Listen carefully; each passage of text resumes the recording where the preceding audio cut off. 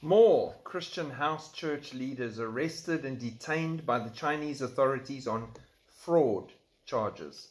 3 leaders of an unregistered Christian house church in Xi'an City in central China were arrested by the authorities and detained on fraud charges. Pastor Lian Shuilong, Pastor Lian Xingnian, and church member Fu Zhuan were taken into custody on Sunday by the first branch of the Xi'an Municipal Public Security Bureau.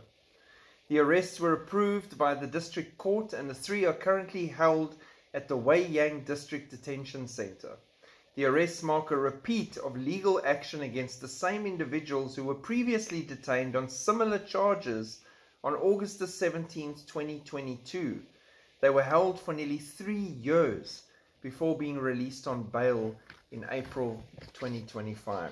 They are busy with a massive crackdown on Christian churches and Christian faith that they can't control and can't rewrite on bogus charges. Pray for our brothers and sisters in places like China, Iran, North Korea, all of these countries that are ramping up the pressure against the faith. Shalom.